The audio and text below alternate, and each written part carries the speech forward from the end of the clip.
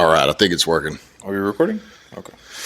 All right, welcome to Two Dudes, One God Pod. We're back with another guest today. So it's Trey Thetford and Pat Lacey.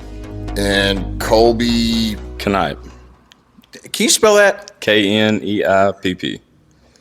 We should have everybody spell their last name. Yeah, because that can be a little bit confusing sometimes. Yeah.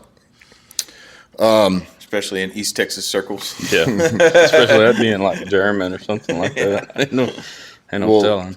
Colby made a little drive today with his fiance to come be on this podcast, and I don't know Colby real well, but he was my daughter's wrangler, like camp counselor at camp last summer, and I'm excited to find out a little bit more about the AFCC Cow Camp Wrangler program that he's involved with, and to find out a little bit more about him. So, Colby, why don't you tell us a little bit about yourself, about your salvation story, kind of introduce yourself. Yeah, so I'm 20 years old.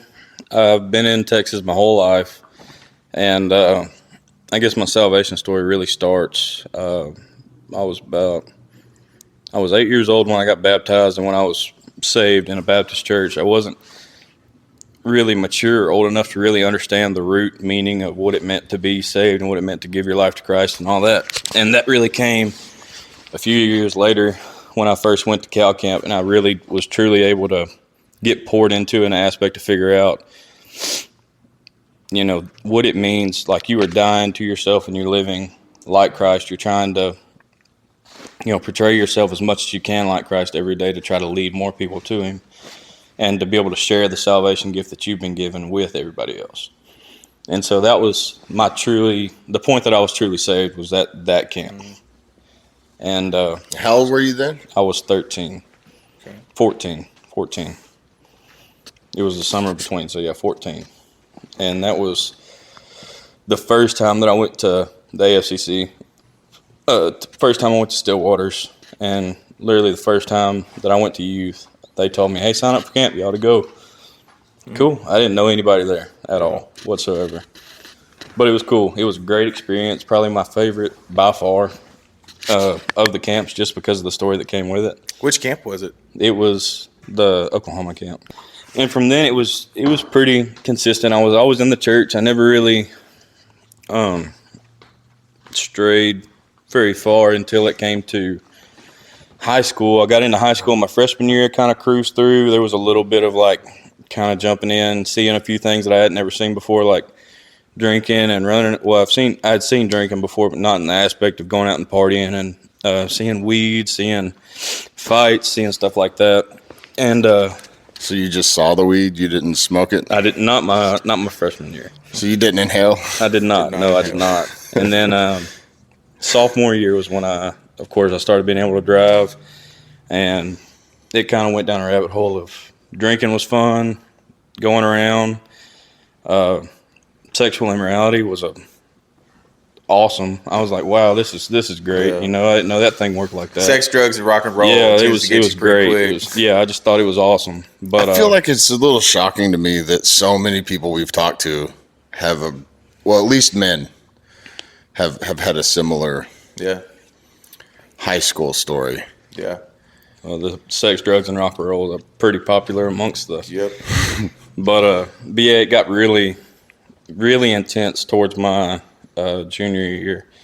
Got into a lot of playing around with weed. I got into drinking really bad, and the sexual immorality, of course, just kept. Just followed through. Yeah, if I could find somebody, then it was go time. Yeah. And I ended up going to College Station after I graduated.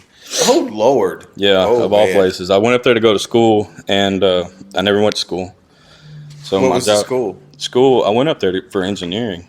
A&M, Which huh? school? Yeah. Was it A&M? Yeah, I went to A&M. I was in both. So I went to Blinn for like 2 classes, and then I had 4 or 5 at A&M. Okay. Never went to any of them, so I don't know what they were like. I don't even remember what they were. But so I followed a girl up there, and that was kind of a mess up. But like a month after we got up there, me and her split off, and I was like, well, here we go. And so buckle up. And then I was working part-time at a feedlot up there, just running around forklift, loading trucks, whatever like that. And I changed that to full time, so I was working every day. I'd get up there about 6:30, and I'd leave, 4, 5, 6, whenever I left in the evening time. So you weren't even thinking about school No, at that point. no. It was so from like 2 or 3 days after me and her split, I changed my schedule, and then we went to, all right, now I'm going back to the gym. I was like, I'm gonna transform a little bit. Transformed a lot because I went to the gym for an hour and a half, 2 hours a day after I got off, and then after that I went to the bar. Well, being at the bar just exposed me to more and more with alcohol, with weed, things of that nature. And so I just continued in it and got really bad off. It got to a point where while I was in College Station that I would fall asleep next to somebody, wake up, they'd leave, and there'd be somebody else there that evening. Like that got really bad for me. The sexual immorality was a really big struggle for me, along with drinking, because it was every single night. Wait, didn't you say you were 20? Yeah. That's all. There's a lot of life to live before you turn 21. Yeah. But yeah, no, it was really bad every single night. My checks were going directly to the bar and to whatever else I get into. So do you have like scholarships your parents were paying? Like what was going on? No, How'd you I go to school? had a few scholarships. I had some cash scholarships. I had some transfer scholarships. I paid, the rest off of it, which wasn't much, like a couple of grand or something like that. And I'd worked the whole summer prior to going every single day, which I had all the way through. I always worked my whole life, but that I worked a couple different jobs, tried to get as much money as I can to try to pay for it up front. That way I didn't have that overlying debt, which it turned into like the most expensive social experiment rather than school. I got out of school, and it was cocaine, weed, drinking, whatever I could find to get into. That was where I was going. Lots of sexual immorality, things of that nature. And I got a call one night from my little sister. It was December 18th or 19th. And I just got back from the bar. No, I was just about to go to the bar. And no, the first call was the night before, and it was from her. And she had called me, said, "Hey, how are you? How you been?" And we haven't talked to you because at this point I haven't talked to my family, my friends, anybody back home for like a month or better. Yeah. Not even my mom and dad. I haven't talked to them. You're isolated. I was completely there was no part of me that wanted to communicate with that because I didn't want them to see how I was. Yeah. But I didn't want to stop either. I was so driven to just stay where I was. She called me just out of the blue and said, "Hey, we haven't talked to you in a while. We kind of miss you. Wondering when you're going to come back. We want to see you." And her friend as well, they both called, and that broke me really hard. That was before I was going to the bar. I ended up not going to the bar that night. I went home. I went to the gym, and I just worked out. And then I got done at the gym. I just went and ran. It was raining outside, and I remember just trying to get through my mind and just trying to think and what am I doing? Why am I at this point? I was raised in a good Christian family. They went to church. I was always in church. And the next night, I was about to go to the bar again, and my little sister called me, and she said, "Hey, Bubba, I miss you." That was the first words that come through the phone. Said, "Hey, Eddie Bug, what are you doing?" "Hey, Bubba, I miss you. When are you coming home?" Yeah. "I miss you. I want to see your face." And that destroyed me. Bottom down destroyed me. And that night was the first time that I had sat down and prayed in months. I prayed, and I was like, "God, please give me a route back. Give me a route out of this. Hold my hand, give me the strength. I need it. I want out of this." The next day, I went and put in my resignation at my job.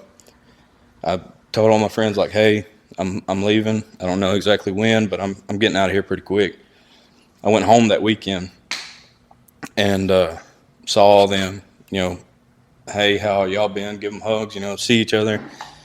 I came back with a trailer, and the next Wednesday I was back home.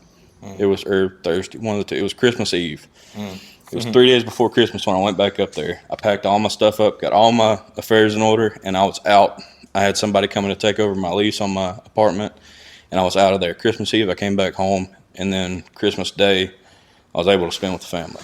Yeah. And that was from then on, I was back at the house. I was able to be, out of that situation, and started hanging out with her a lot more. And How'd y'all meet?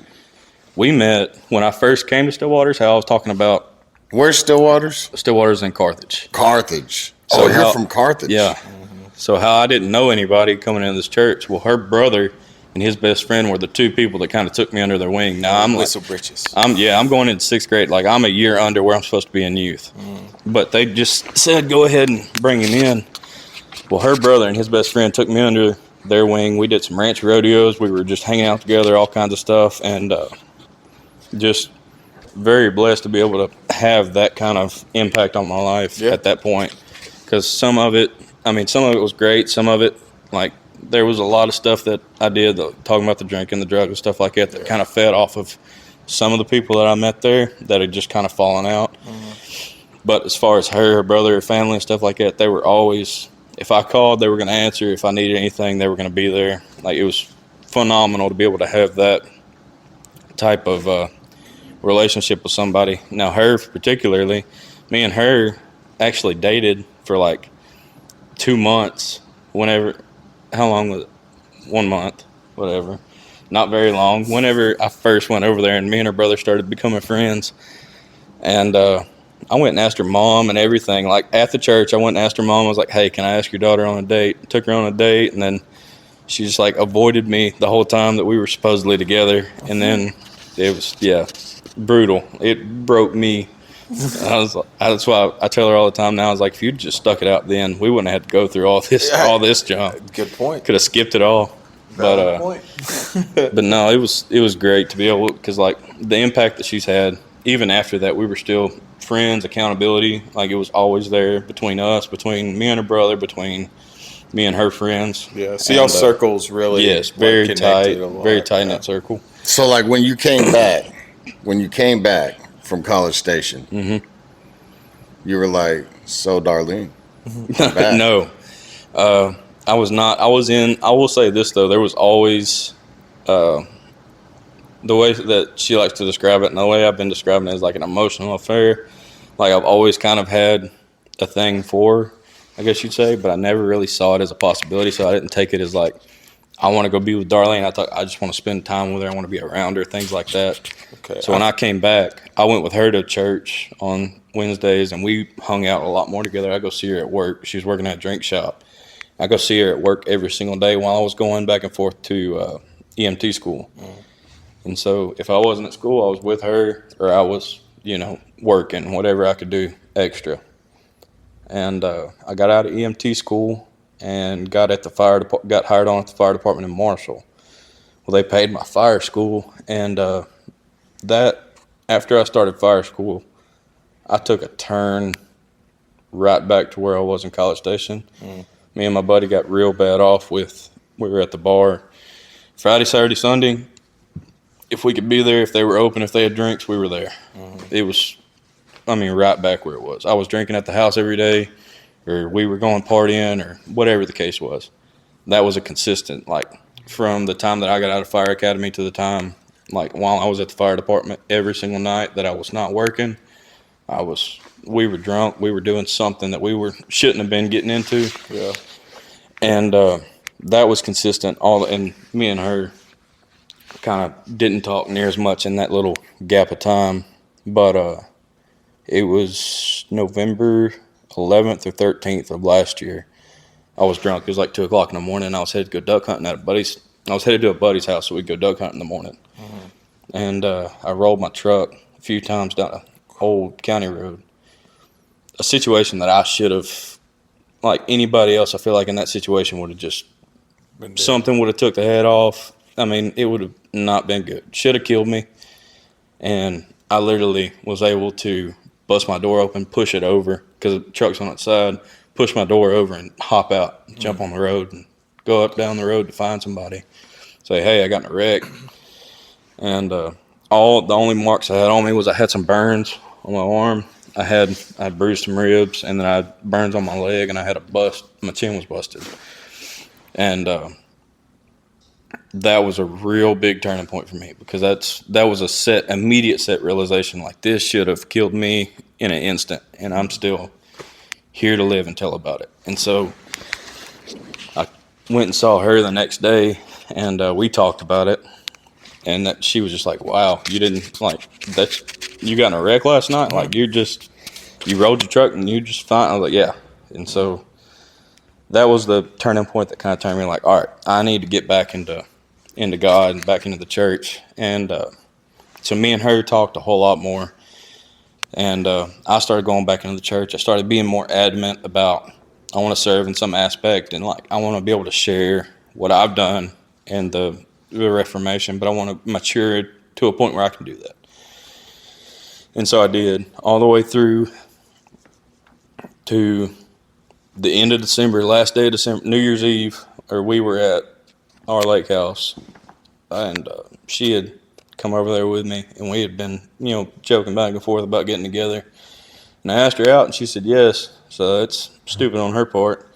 She's stuck now. So, but how did it feel when she said yes? Oh my goodness, man! Like 7 years just got lifted off my shoulders. Like, that was something. Apparently, she just didn't care, but I cared for a while.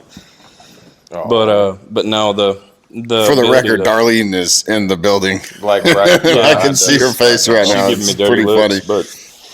But no, it was really cool watching God work in my own life, as well as working in the lives of the people around me. Like, working on my life, and then my life being able to be shown in my dad and in my mom and in my family. They see how God can really change a person. And that whole just length of time that still to now is just, it's cool watching it in my family. Because my family, yes, they're churchgoers. They all love the Lord. But if you looked at our lives from the outside of the church, you wouldn't see that, more than likely. And now you can. And that's something that I'm grateful for beyond. I think it's important for, like, people can see what God can change in people, but also what God will do to change those people. Like, he's the one that knows us. Like, he's the one who knows the inner parts that we don't even know about. And he's the one that's able to really speak into those spots in a way that nobody else can. So absolutely. I think a lot of people tend to forget, like, people will have their testimonies and everything, and they'll be like, well, that's cool, that was good for you and everything, but dude, God will hit you with a 9-pound hammer. Right in between your eyes. Especially if you don't like to listen. If you're real adamant about not listening, or if you're like, all right, I'll entertain it for a minute and then I'll just go back to what I was doing. He'll hit you in the mouth. Mm-hmm. He'll bring you back to him some way. He's very convincing. Yeah, definitely. I used to be like an ash coal, like I would like survey the crowd, ask for a lot of advice, and then just do the opposite. Yeah. And I'm glad that I did on most of that stuff. I'm glad that I didn't listen, because I really know without a shadow of a doubt, I know the truth, and you can't convince me otherwise. Absolutely. But I know for a lot of people, there was, you had some things that happened that got your attention when you were kind of running from God. And, one of the things that caught your attention was Darlene. It sounds like. And another thing was definitely. Yeah. Another thing was a car wreck, and like, people joke, and like, I know there's probably some people listening to this podcast that like went to church camp or came to youth group because they were chasing a girl or a guy. And like, I don't want to discount that. Like, I don't really care why you come to church. As long as you're there in the doors. Because if you're here, you're going to be around believers. Yeah. And, there's some quote. It's like, show me your 5 closest friends and I'll show you your future, know? Yeah. And I think for me, it's been instrumental to be involved in a men's ministry in a church with a group of guys that are authentic and real.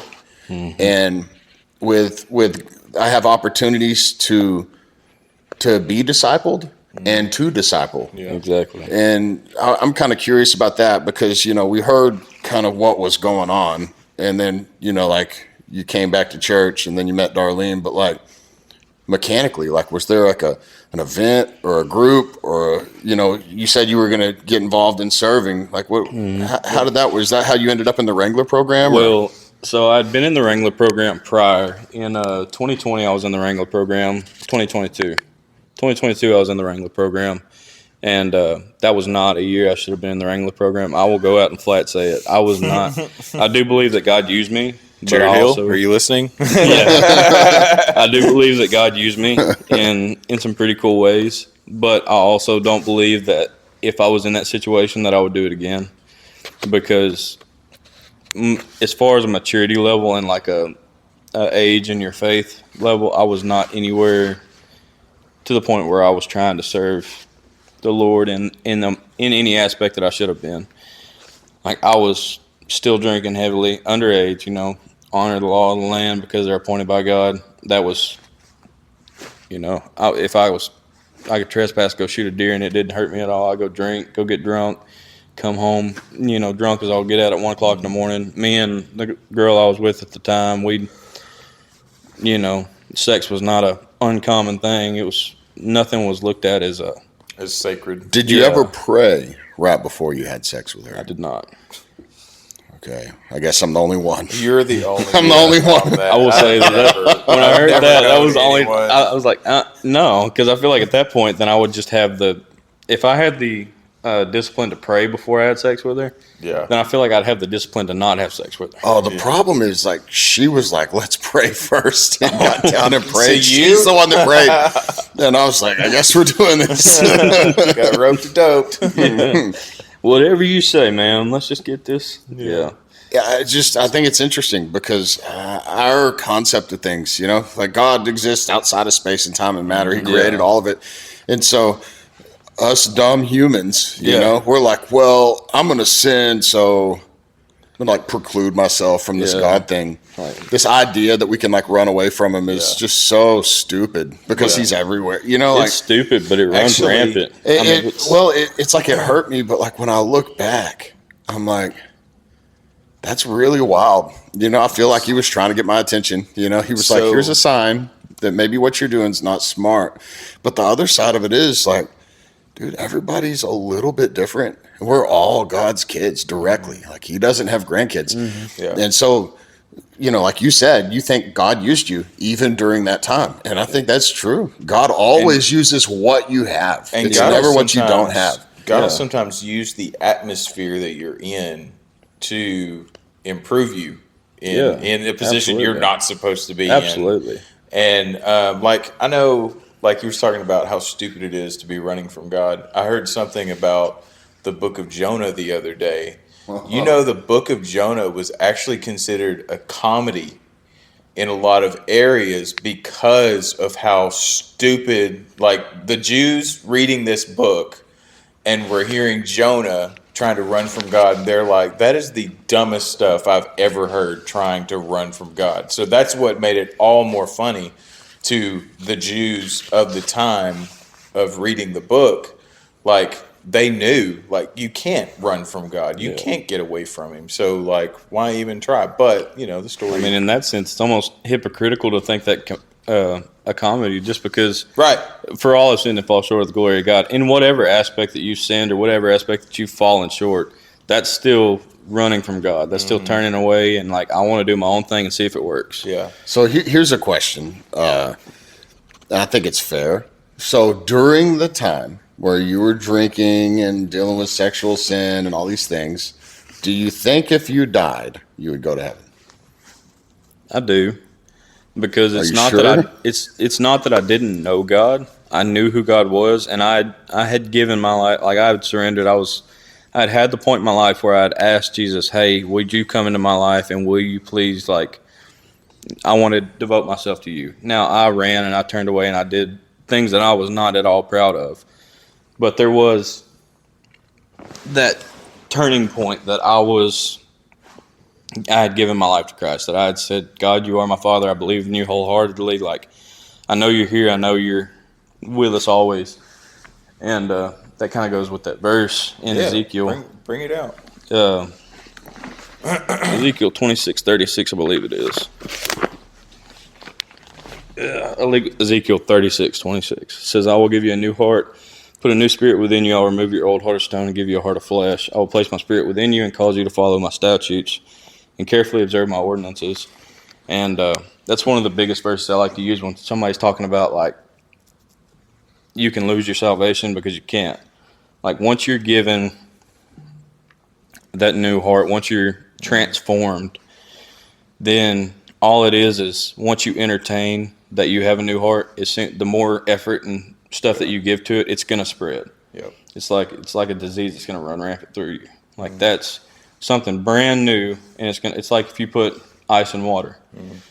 That ice is cold, the water's hot. You can put that ice in there, and it's going to make all the rest of the water cold. Yeah. It's going to cool everything off. It's going to spread throughout you. Whether or not that you think that you're following that, it's going to show in you in some aspect eventually. Yeah. Like, for me, whenever I came back and I started really turning around, God just got right to work using me. Like, I was getting back into it. He was showing my family himself through me, and just like the mode that I was changing. Within like February, I was starting to feel a real heavy tug towards youth ministry. And of course, I had applied for the Wrangler program. I was going to go back in, and I was going to go do that with a heart that was going towards God, with a spirit that was really wanting to help the kids out and really wanting to be used as a tool to be able to do whatever I could to grow the kingdom, make heaven crowded. And I was getting used right off the bat. Yeah. There was not a period where, now, yes, there was, I need to reconnect. Like, I've been running, and I need to give this to you. But as soon as that was like, God, forgive me for, the things I've done, the running from you, the sins that I've done. Give me the strength and help me to turn away from all of that. And it was immediately, let's get to work. Yeah. You've got things that you've got to do. I've got stuff planned for you.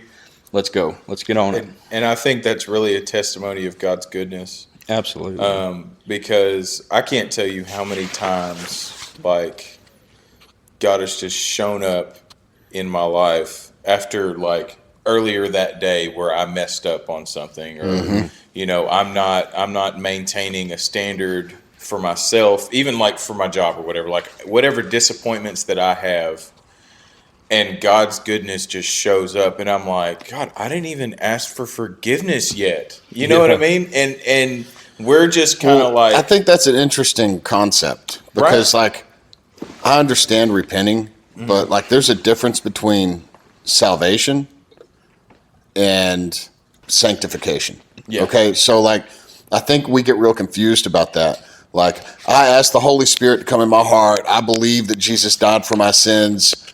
I'm saved. sealed. That's done. No Past, question present, of it. future Yeah. sins, that's taken care of.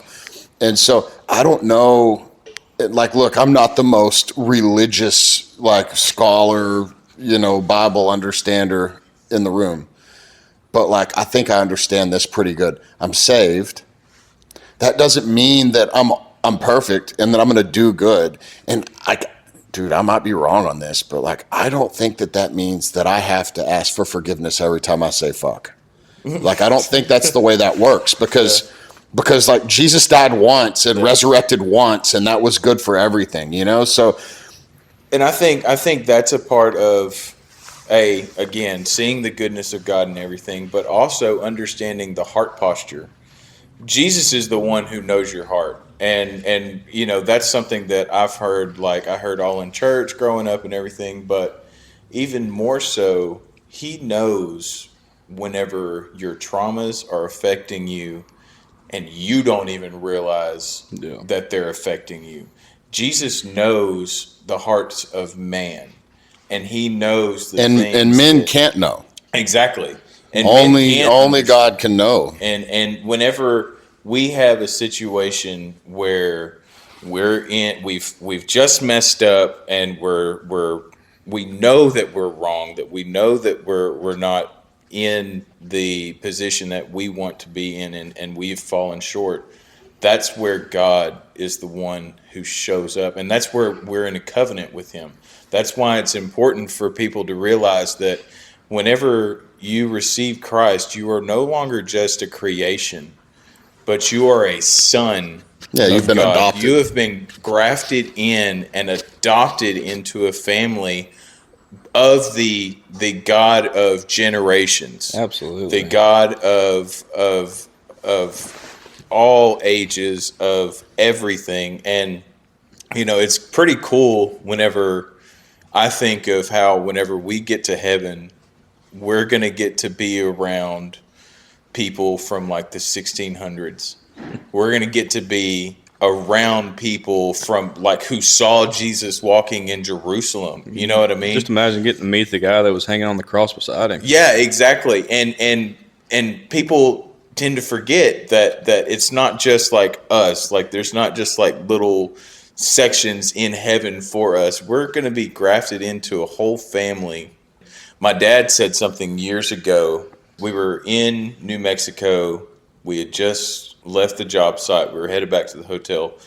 And I looked at my dad and I said, "Why do you want to go to heaven?" And he was like, well, the other part doesn't sound too great. Like the other place doesn't sound that fun.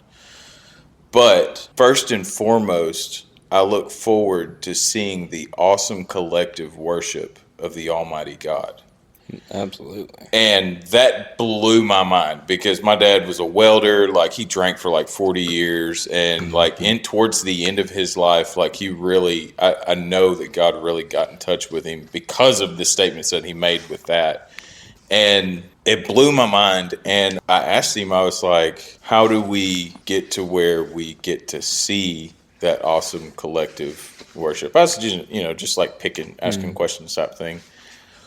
And he said, by his wounds, we are healed. And that, I didn't need any more theological discussion, any more like questions about like whether or not my dad knew God just because he said fuck or shit or, some bad word or something. I never had that question because I knew his heart position. And I saw his life change. And that's where the outside we can sit here and pick apart anybody about things. There's certain areas where obviously you're not supposed to say stuff. But in the same aspect, we can't be the ones looking at people and saying, you're not going to heaven or anything like that, because that's God's. Yeah, I mean, position. we're not the judge. Like Stack, Travis's uncle preached here a couple weeks ago, and he was like, I'm no judge, but I'm a fruit inspector, you know? Yes. And I think that's an interesting take, but I was reading something yesterday or today. I'm kind of a little confused because we went to the Tyson fight, and got home at like 3 a.m. And then the next night stayed out till 1 a.m. So, Same. and I got up and went to 9 a.m. church. Very disappointing fight, by the way. But no sense. Jesus was in this house as a guest, and like the older sister, maybe somebody knows Miriam. the story. Yeah. The older sister was like very busy, very like helping. She had a lot of volunteer stuff going on. She was like serving a lot of people. And the younger sister just like sat down and listened to Jesus. Yeah. And then the older sister was like complaining to Jesus. What are you doing? And she's like, hey, don't you think my sister should be helping me? I'm trying to do all this work. And Jesus was like, don't worry about her. She's chosen the better lot. And like, I think when we think about our servant leaders, we think about people in the church that are doing the business of the church. That's a heavy load. And like, these people need rest too, and it's just an interesting thing. The fact that I think the three of us men are involved in a local church is great, because if I don't get involved, if I'm not helping in some way, I'm just not going to show up. Yeah. Because I've got other stuff to do, Absolutely. So the fact that I'm here and showing up and present, and I feel like I'm a part of, so like you said that you started applying yourself. Did you have was there like a mentor or somebody that discipled you or that you like drew close to when you started trying to turn your life around from going the wrong direction? So yes, in a sense, I guess you'd say I turned more to a group. I turned back towards like Jared, like y'all know Jared, who's the youth pastor here at Wilderness. I turned back towards, got back with Matt, Kyle Keeling, a bunch of the guys over at Stillwaters that are really spiritually driven men. J.R. Royce, I talk with him a lot. I started surrounding myself with those type of people more rather than being, because the way I see it is it's like if you want to have muscles and you can go to the gym, you're gonna grow muscles. All right, you're gonna get bigger. Can you still have muscles when you're not going to the gym? Yes, but are you gonna get any bigger without going to the gym? Are you gonna get any further off without going to the gym? Are you gonna be, you really gotta put yourself in the best position that you can to succeed. And then if also, your goal, like surrounding yourself with people who are challenging you to lift. I mean, that's like, always a big accountability partners are the best. Like y'all two, I'm sure are for each other. 'Cause y'all see a lot of each other. Like me and a couple of buddies of mine. Like if I'm going through something and there's something that's like hitting on me, like her, she's hitting heavily, on you? Yeah, absolutely, man. She hits me too all the time. But no, like the accountability that we have for each other is a reason that we're as strong and as grown as we are together. Is because like she has no problem if I'm in the middle of doing something or if I'm doing something that's maybe a little bit questionable, she'll hit me in the face with it. She'll straight up just like, hey, you sure that's something you want to do? Are you sure that's something you need to be doing? And it'll get me questioning enough to where I'm like, yeah, that's probably not somewhere I want to be. Yeah. Like, obviously, if there's a point for her to question it, then my spot as a potential mentor to somebody, what's it going to look like to somebody who's not in ministry? Right. Because like what Trey was saying is like, and what you were saying, like talking about your heart posture, yes. Now, if you're sinning and you feel conviction over it and it's something that you see, then I definitely feel like that's something that you need to repent, turn away from when it happens. Like you need to ask forgiveness, definitely. repent, turn away. If that's something you feel conviction about, if it's a genuine sin, but it is a lot about your heart posture. A lot of people see cussing and they see drinking in general, like at all, as this is something that you should not be doing whatsoever. Right. If you're in ministry, if you say you're a God follower or anything like that, you can't do this whatsoever. Right. There's no part in the Bible that says you can't drink. Yeah. I mean, Paul cussed whenever he wrote some of the books that he wrote. I mean, there's no proof of that in the Bible whatsoever, but it's the outlook that you have on people. But definitely your heart posture is a big deal, especially when you get to the point where you're talking about your own witness to other people. Like me personally, I'm working towards being more of a mentor in my own church. I'm in the Wrangler program. I try to help out with a lot of situations, youth, tried to be a counselor, be a mentor to people. Yeah. And when you're doing that, you have to really protect your witness, because while it may not be something that's genuinely a sin or wrong, how would somebody who's a potential to look at you in that sense, how are they going to perceive that? Exactly. Yeah. Because if they see you going out and having 2 or 3 beers, there's nothing wrong with that. You go in the evening and have a couple of beers. But somebody who looks at you as a mentor or somebody that's, you're held to a really high standard. Yeah. And so you want to protect that as much as you can. It's nothing wrong with it. But I think that's like across the board for any man. Like, I know I've been around a lot of men who, if you wake up at like 4 a.m. with these guys and you say something before they've had coffee, bro, you'd question if Jesus was even in them at 4 o'clock in the morning. You know what I mean?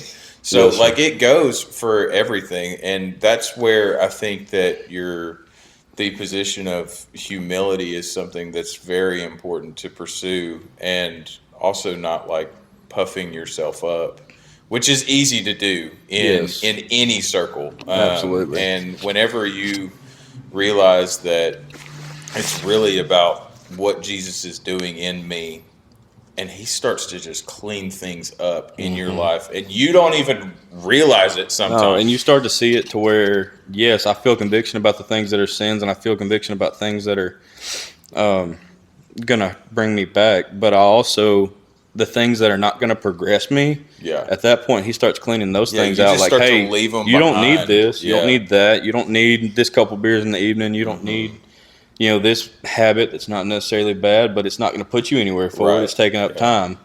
And so let's clean that out and let's replace it with something that's going to do better. Like you're, whatever the case may be, driving around the pasture and playing on your phone till I have a bad habit of it. And she can. Are you a doom scroller? No, I'm not, Oh, but I okay. will. Oh, she's looking at me funny. Oh, turn around, Pat. He wakes up in the depths of TikTok and he knows how to make all kinds of engineering aspects of Hey, stuff. I tell you what, I can do some DIY out of this world though. But no, I have a bad habit of like my piece is in the wilderness, like going out into the woods, going out and riding around. Yeah, in Our wilderness. pieces in wilderness too. But like, so we've got a lease pasture, a few hundred acres over there, and a lot of my piece comes from just driving out there, killing the truck, and sitting in the tailgate, looking at the stars, the moon. There's deer all over the place, and just being around that and being surrounded with like just the noises of the wind, or there's fish jumping in the pond over here.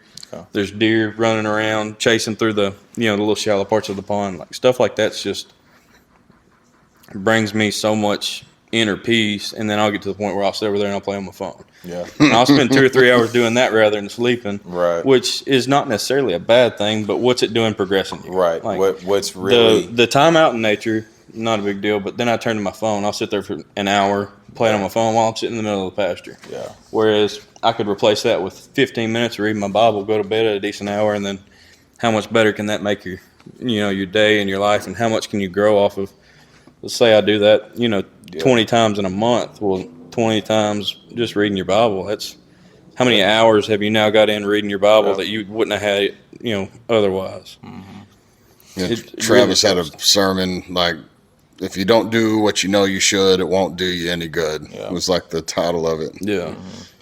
The enemy wants to distract us from being involved in the kingdom. And whenever we even start to pursue the kingdom, like he's going to send those distractions. What do you think that the distractions for today's youth is for today's The accessibility of stuff. Yeah.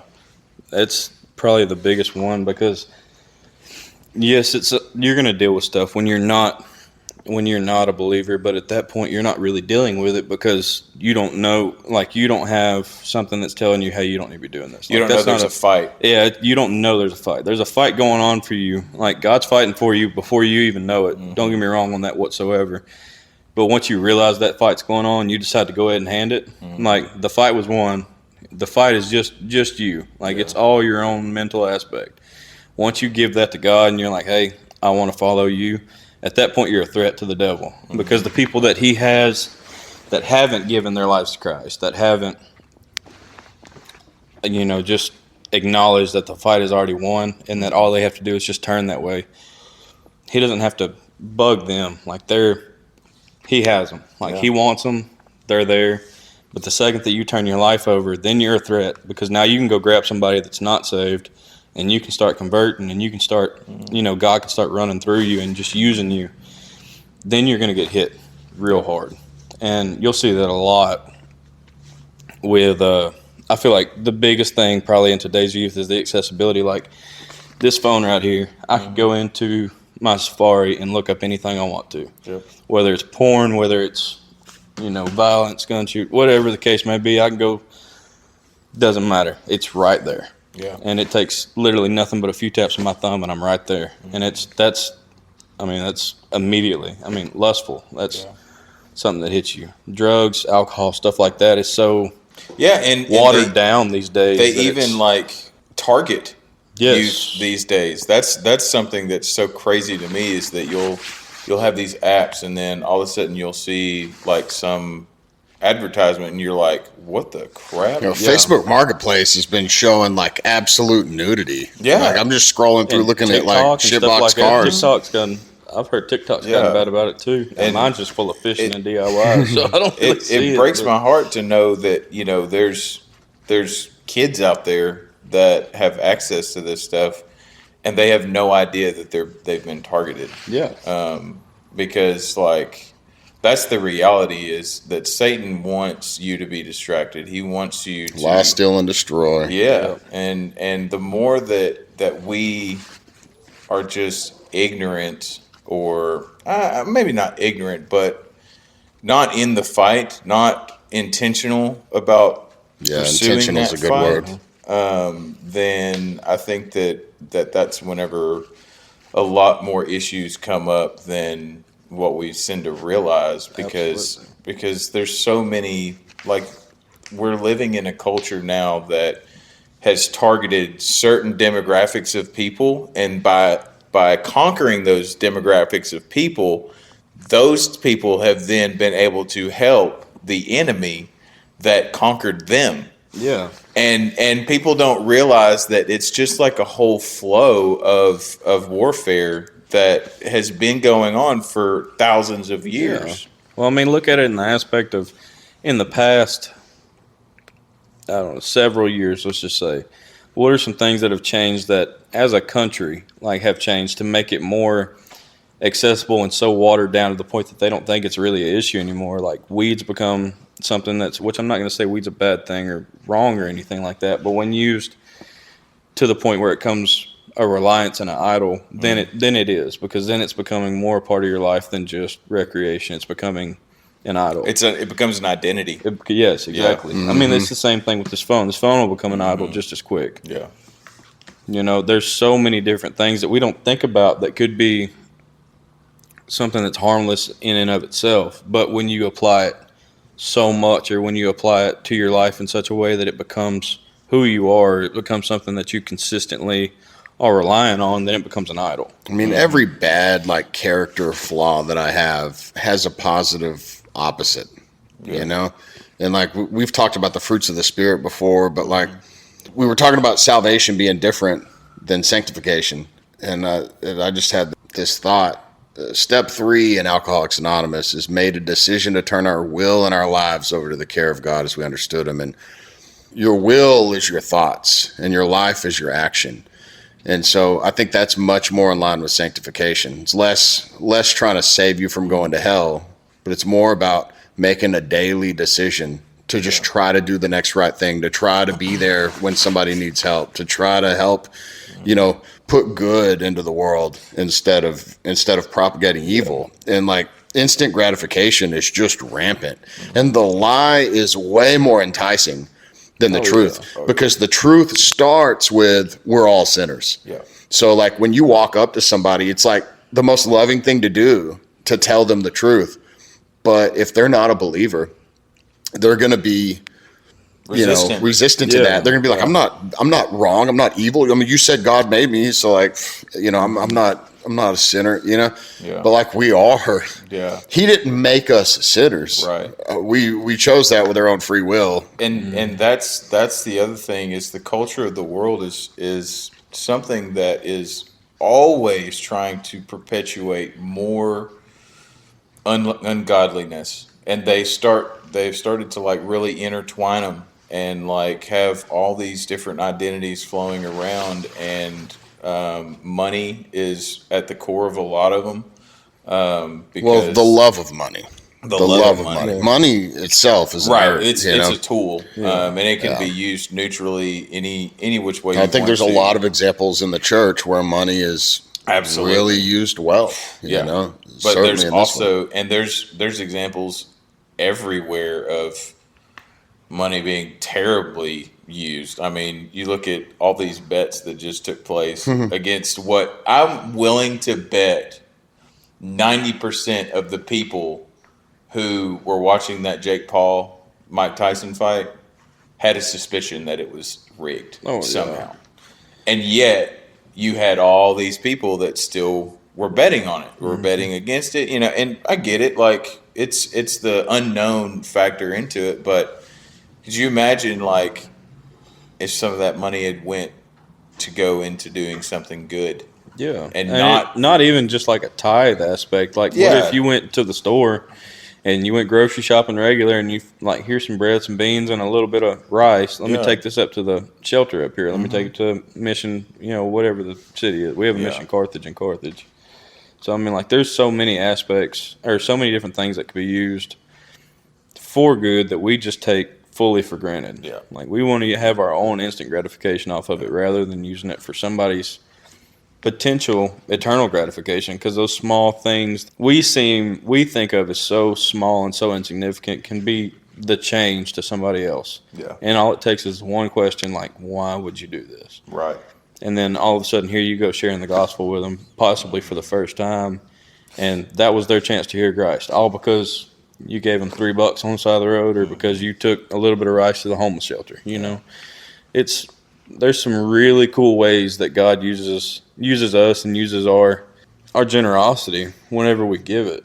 Like I cannot wait until I get to a point to where, yes, I love the idea of going and tithing and doing all that, and being able to be a financial aspect to the church. Yeah, I think it's necessary also.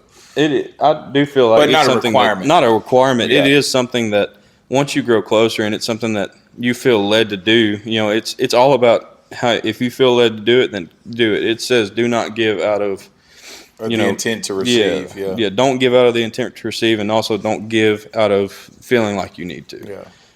And but I cannot wait until the point where I'm financially to the point that I can just be outrageously generous, and just see how that changes something. Like, I want to see how God uses that, because I want to get to a point in my life where me and her are set, we have kids, we're set, we have a house, we don't have to worry about groceries and stuff, and we can be outrageously generous. Well, let me know when you get there. Yeah, I'll definitely. I don't, because, like I said, because it may be years and years until then. But in my experience, like I said before, God always uses what you have, not what you don't have. Yeah. And I think that He's given you an opportunity to give a lot. Like you were my daughter's wrangler when she went through. And she opened camp. up so much at that camp too. Yeah. By the way, a lot of those kids really found something in themselves, doing the whole camp experience. You guys leading them, and I always love AFCC camp because I've been involved with other camps and I've seen a lot of things, and you may be leading somebody out on a horse that has never been on a horse, that is white knuckled going out the gate and terrified. Yeah. But on the way back, they're laughing. They're having fun. They've overcome some fear, and we're able to witness to people in where they are. Well, the goal in that is just simply breaking down barriers, because especially when you're scared of something to the point where you're not sure that you would do it outside of, maybe camp, and you've never done this before in your whole life. Like you said, some of them have never been on a horse. Some of them have never seen a cow up close. Mm-hmm. When you conquer a fear along with another group of people and y'all all work together, that builds a bond that is so strong. It's so cool to watch. Not only be able to watch, me be able to grow with those kids whenever I have a group of, we had 15, 20 kids, something like that. Yeah. Well, not only watching me and y'all be able to grow with those kids, but watching those kids grow together. We had 3 different churches in that group. Mm-hmm. And by the end of it, you wouldn't be able to just differentiate which church was whose, because everybody was talking to everybody. Everybody knew whose name. Mm-hmm. It was really cool just to watch the youth grow together, not just us be able to grow and attach to the youth. Yeah. And, like I said, I saw that my first year in 2022 when I was a wrangler too.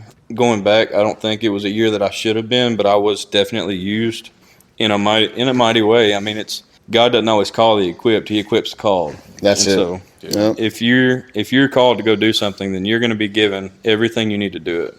What was the most impactful thing thus far in your experience with the Wrangler program? Either the trainings or just the doing of it, or experiences with campers, or Yes, sir. So probably the most impactful thing to me is watching kids who have not said anything, who I have no previous experience with. I don't know this child from Adam whatsoever. I don't know, not even children. Some of them are 18, 19 years old. Yeah. I've never seen any of them. And then all of a sudden it goes from, I've never seen you, you haven't talked this whole 4 days we've been here. Yeah.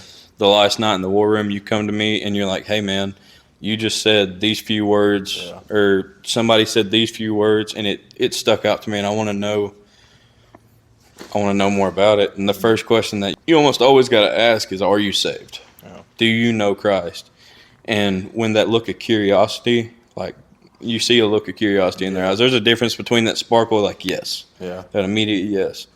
Then there's a kind of, I think so, and then there's that just look of blank, I have no idea what you're talking about. And that's the point that I just feel like God rubs his hands together. He's like, get ready, here's a show coming, you know. That is the coolest thing that I've been able to be a part of, is be used to lead somebody to Christ. Like, God leading people to Christ through you is an amazing experience, one incomparable to anything else. Like, being able to see the light come into somebody for the first time is life-changing. Well, I want to affirm you. I think that I can tell that God's working through someone else when I see them get excited about the work God's doing in other people. You know, I can tell that somebody's really struggling when they get excited about the work God's doing with themselves, because that's a selfish thing. And I'm not saying that that's all bad, you know, but it's really cool to pour out into somebody, you know. And I think that people do themselves a disservice by limiting our church experience to our phone, limiting our church experience to live feed through, you know, even if you're just getting church through a podcast or something. I think, like, there's nothing wrong with those things at all. But I think that you really do yourself a disservice by not being involved with a church that's not, that someone that isn't trying to learn more about them's faith, to be discipled and to disciple. Because, and like people say, you need to go disciple people. Let me tell you, if you're being discipled, you're going to disciple just by pouring out. Like, you can't help it. Like, it just overflows. Yeah. And whenever, like you said, when you see God, like, start to turn some gears, start to turn some lights on in people, that's whenever you get to see people that you really don't even know. And you may not see very often, but you see them every year continuing in the camp. Wait until you start seeing the people that are close to you. Yeah. That's something. Whenever, like, my friends, like, start to reach out to me, ask me about, you know, what God's doing in my life and stuff like that, that's where I really get excited, because I love sharing what God does. His mercies are made new every single day. Absolutely. And if you will just look for his goodness, and if you will just look for the things that he's doing, it gets overwhelming, the stuff that he does. It is. And like you said, the people close to you is really a cool thing to see. Like, being able to, like, when I came back from College Station, and this past year, really, whenever I started changing, like, after I'd gotten that wreck and I started really morphing my life to more align with what I wanted to see out of myself, what God wanted to see out of me, being able to, like, my family be like, where are you going? Like, what's your plans this weekend? What's the goal here? What's this? Be able to say, I'm going to the church, or I've got this event that I'm doing, or I'm going to a Wrangler meeting, or, hey, me and, you know, so-and-so are finna go over this scripture, or whatever the case may be. Being able to watch the gears turn in their head after you say that, and they haven't heard that out of you. Like, all they see you is you were a drunk. You just came back from being a drunk, like, complete and utter.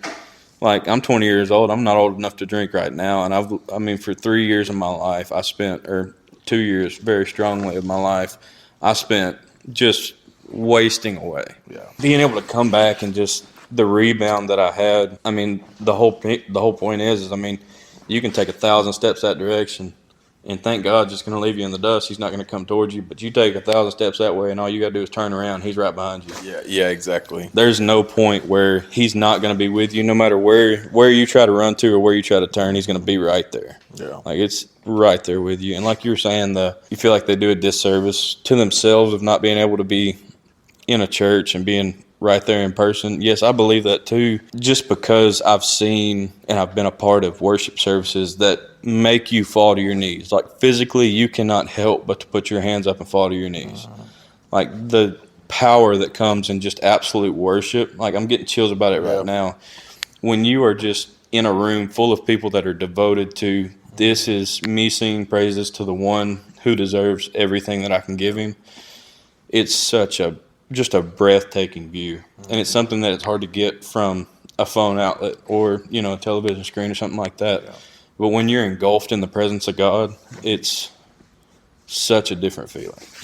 Well, Colby, what's next for you ministry-wise? Are you still going to be involved in the Wrangler program, or? I am. Me and Darlene are getting married in June of next year, and so we're going to be we're both going to be Wranglers at Teen 1. We're getting married, and so we're doing Teen 1, which is the first camp. There's 3 camps. Just for anybody who doesn't know, there's 3 camps. There's 2 teen camps and a preteen camp. We're doing Teen 1. We're getting married right after Teen 2, and then after that, it's going to be our period. We're just going to enjoy and figure out being married for a few months and just really set in stone our marriage before we, go before we start branching out as a couple and as a unit in Christ, figuring that out and really putting together what it means to be a unit in Christ, to bring the two together to serve God in one aspect. Have y'all gone through like the Love and Respect workshop? No, sir. Oh man, dude, there's one coming up. It's the week of Valentine's Day at Crossbrand. And y'all should absolutely, like, I'll get you Paul Roberts' number. Like, you gotta go if you can possibly go. It's like Friday night, like 6 to 10, and then like Saturday to 3 or something. Like, So it's just a weekend event? It's just, yeah, it's just like dude. I think I'm going to go to that. Yeah. Just as a single man. It is definitely high level, and you can get the book and read the book, but like Paul said in his podcast, he was like, the class is better. Yeah, it's amazing. Yeah. Like my wife and I went through it before we were married, while we were living together, and she didn't believe in God. And like she was like, that was a really good, you know what I mean? So like even from that perspective. Yeah, is really good. Yes. I've got another question. Have you been to men's boot camp or a Freedom Weekend or anything like that? I haven't. No. Oh, dude. Yeah. Well, we gotta get you. We gotta get you on the list for next time, dude. Well, when we came up here, it was pretty much right after camp when all the kids from the camp got baptized. When we came up here, they had just had Freedom Weekend and the men's boot camp, all that stuff. Whatever Travis was talking about it. Yeah, Freedom Weekend. It really. I talked with Darlene about it and told her that that's something that I would like to go to. Oh, dude, highly recommend it. Very much so. It could be a great step for you, and it could be a great step for your church also to getting something started up for men's, because like what you described earlier for when you were in College Station where you isolated yourself, you didn't have any godly friends around you. I cannot tell you how many men I know of who you just described. Yeah, right there. Absolutely. And I was one of them too. Like I was on the road working for a long time, everything. And that isolation is something that you can get so comfortable in, and it's easy to do because it feels good. Like it's right. And I know for me, whenever I made that decision to not be isolated anymore and actually be involved, a lot of things just changed. Well, like for me, it was a sense of temporary fulfillment, but I filled my life with it so much that like every day I'd have to refill myself, and that's where I messed up, because my life I felt was full, but I had to refill it every morning. Yeah. And once you remove that and you put God in that place, it's not something that you have to refill every morning. Like you are full, and you're full always. Yeah. You still die to your sins daily. You still commit yourself every single day. You choose God every single day, but you never have to refill. Like you are always going to have the Holy Spirit inside of you. Yeah. I think that's an interesting outlook, because like if your thing is sex or porn or drugs or alcohol, like that becomes a ritual, which is almost religious. It's if it's weed, it's like you got to break it down, you got to pack the ball. There's all these things you have to do, and I think that it's a pretty close mirror. If you want to follow Jesus, like you're probably going to need to read some. You're probably going to need to be around some believers. You're probably going to need to go set to aside church. Some prayer time. So there's some things, and like I've said before, I believe that every conscious thought is a prayer.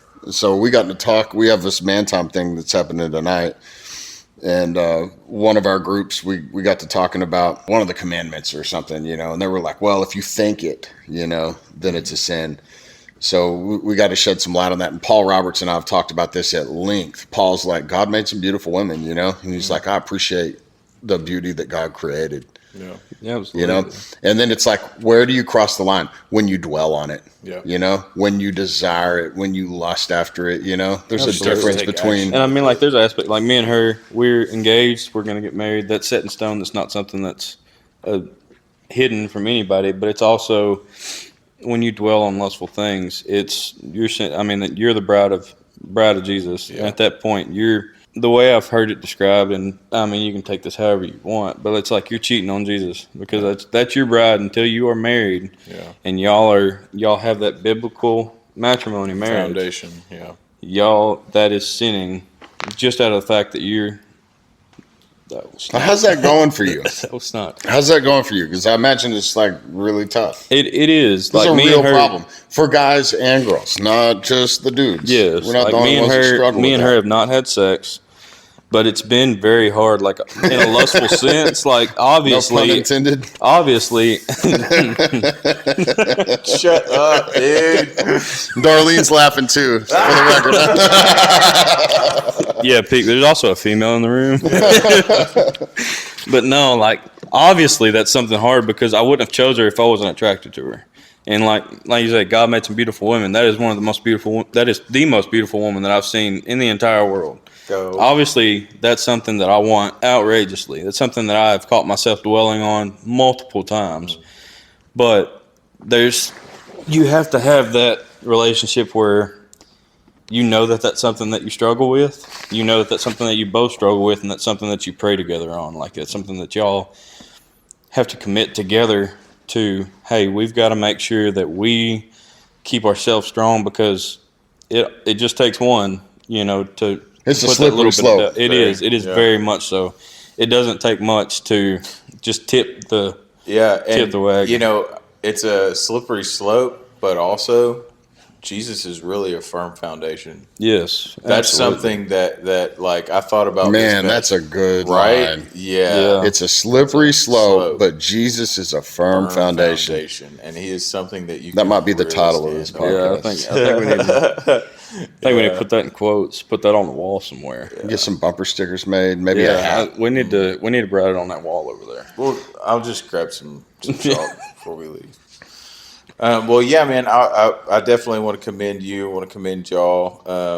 I know some of the circles that y'all are in and everything, and I know that you've got some amazing men around y'all that are And really women, too. and women who are going to build y'all up and really help y'all in that. And that's something that I can only hope for my children one day is to be in a community of believers who know Jesus, who want to pour into them and really help people pursue Absolutely. Jesus. So I'm very proud of y'all. I'm very impressed by y'all. I guess you want to wrap this up? Yeah, I mean, we can. Is there anything else you wanna say? I guess we pretty much hit it all on the head. But I mean, I do want to say that whether it's can't think of the word now. Whether it's lust, whether it's whatever it is you're sinning with, whether it's lust, whether it's drinking, whether it's porn, whether it's whatever it is. Yes, it's something that's God's a firm foundation. But if you let the world in just a little bit, like it gets to an overwhelming point to where you are so focused on that particular thing that you're like, there's nothing else in this world that I can turn to. Like this is what I want right now, and I'm going to do it regardless of what I feel. And if you've got your head screwed on straight, it's something that you're going to feel bad about afterward. You're going to feel the conviction of your actions. But there is always a point to turn around because you cannot tell me that if it's something that you're going to feel conviction about, if you're saved and this is a true sin, that there's not a point that you stop and think and you're like, should I be doing this? Yeah. That is your point. You can turn around.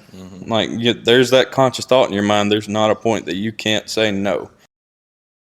All right, everybody. Sorry, we had a little bit of recording mishap, and we've had some audio level issues and consistency issues. I just wanted to let everybody know we have invested a chunk of money and have new equipment coming. So this should be the last episode where it's kind of problematic to listen. I hope we didn't bust your eardrums. We had some vocals that were too quiet before, and I think on this episode we finally got to a place where things were just too loud. We had a little bit, maybe 2 or 3 minutes of pretty good closing discussion that didn't get recorded because apparently there's a limit to how long you can record in GarageBand on an iPhone. We really appreciate Colby for coming in from out of town for us Tyler people. Again, this has been Two Dudes One God Pod.